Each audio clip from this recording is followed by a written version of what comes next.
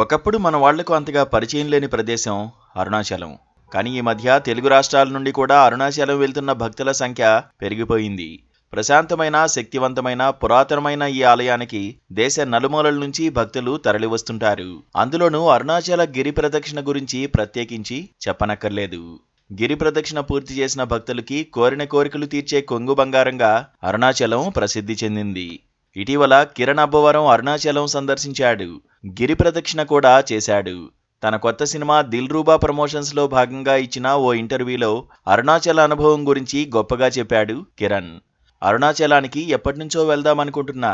చాగంటి గారు అరుణాచలం గురించి చెప్పిన వీడియోలు ఇన్స్టాగ్రామ్లో వస్తూనే ఉండేవి. అరుణాచలానికి వెళ్లిన తర్వాత వెళ్లక ముందు అనేలా జీవితం ఉంటుందని చాగంటి గారు చెప్పేవారు. దీంతో 2-3 సార్లు అరుణాచలం వెళ్లడానికి ప్లాన్ చేశాను. కానీ అలా ప్లాన్ చేసిన ప్రతిసారి మిస్ అయిపోయింది.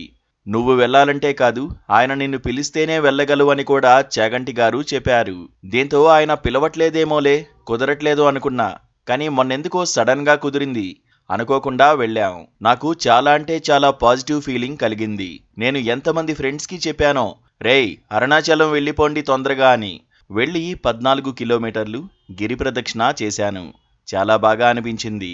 దర్శనం చేసుకున్న తర్వాతే గిరి ప్రదక్షిణ చేయాలన్నారు. అరగంటలో దర్శనం అయిపోయింది.